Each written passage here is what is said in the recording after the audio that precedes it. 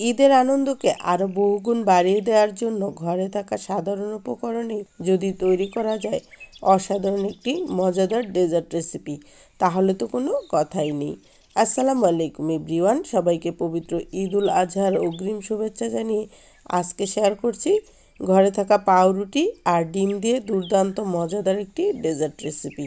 আশা করছি বরাবরের মতো এই রেসিপিটিও আপনাদের কাছে অনেক বেশি ভালো লাগবে। তাহলে চলুন চলে যাই মূল রেসিপিতে। আজকের রেসিপি তৈরির জন্য আমি প্রথমে একটা পাত্র নিয়ে নিলাম।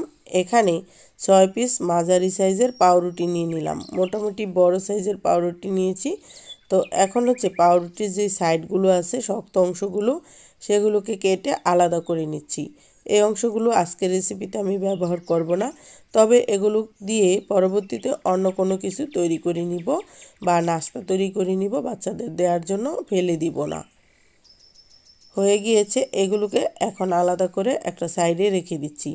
আর এই যে পাউরুটির যে পিসগুলো, এগুলোকে একটু ছোট ছোট করে কেটে নিব, তাহলে পরবর্তী স্টেপে গিয়ে রেসিপিটা তৈরি করতে বেশ সুবিধা হবে।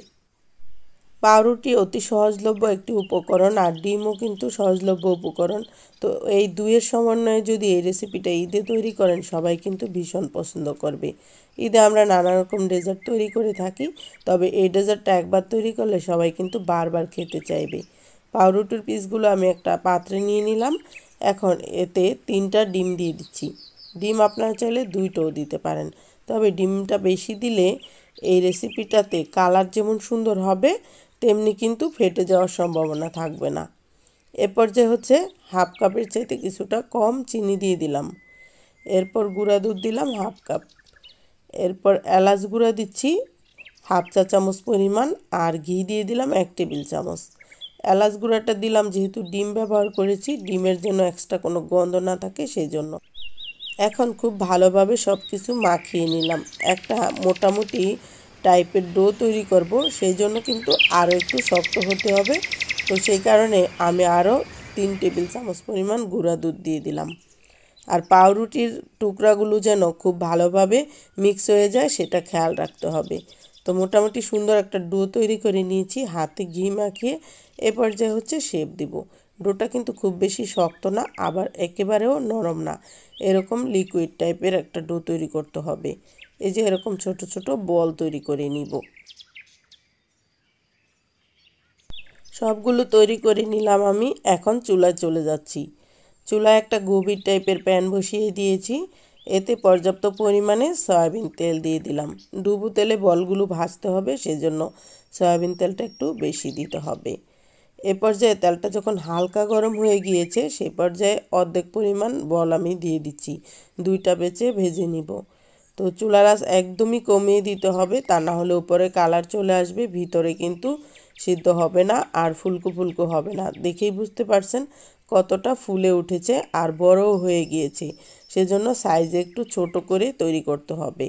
যখন এমন সুন্দর একটা কালার চলে এসেছে, সেই পর্যায়ে তুলে নিচ্ছি।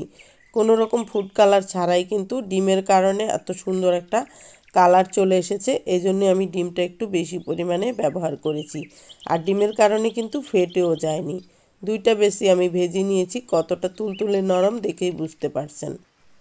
এখন চুলায় একটা পাত্র বসিয়ে দিয়ে এখানে 4.25 কাপ পরিমাণ লিকুইড দুধ নিয়ে নিলাম আমি। এরপর হচ্ছে এই দুধের মধ্যে দিয়ে দিচ্ছি হাফ চা চামচ এলাচ গুঁড়া, হাফ কাপ চিনি, হাফ কাপ গুঁড়া দুধ। একটা মালাই তৈরি করব। খুব ভালোভাবে মিক্স করে নিব সব কিছু। অনবরত নেড়ে চেড়ে 10 মিনিটের মতো জাল করে 2টা বলক তুলে নিব। খুব সুন্দর মতো বলক চলে এসেছে। এ পর্যায়ে সরাসরি পাউরুটির বলগুলো যেগুলো ভেজে রেখেছিলাম দিয়ে দিচ্ছি।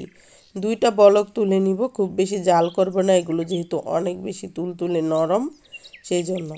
তো এখন একটা মিশ্রণ তৈরি করে নিচ্ছি। 1/4 কাপ পরিমাণ লিকুইড দুধ নিয়ে নিলাম কাপের মধ্যে। এরপর কর্নফ্লাওয়ার নিয়েছি 1.5 টেবিল চামচ। কর্নফ্লাওয়ার দিয়ে ভালোভাবে মিশিয়ে নিব। টোটাল রেসিপিতে আমি 4 কাপ লিকুইড দুধ ব্যবহার করলাম। এখন সরাসরি এই মিশ্রণটা জাল করা দুধের মধ্যে মিশিয়ে নিব। প্রথম অবস্থায় দিলে তলা দিয়ে ধরে যেত, সেজন্য শেষ পর্যায়ে দিলাম। আর এটা দিলে কিন্তু এই যে জাল করা দুধের মিশ্রণটা ঘন হবে, সেজন্য অবশ্যই দিতে হবে। একটা বলক তুলে নামিয়ে নিয়েছি। তৈরি হয়ে গেল ভীষণ মজাদার পাউরুটির গোলাপ জামুন ডেজার্ট।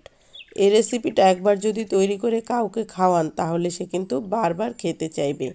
একবারে সব কিছু ঢেলে দিতে যাবেন না।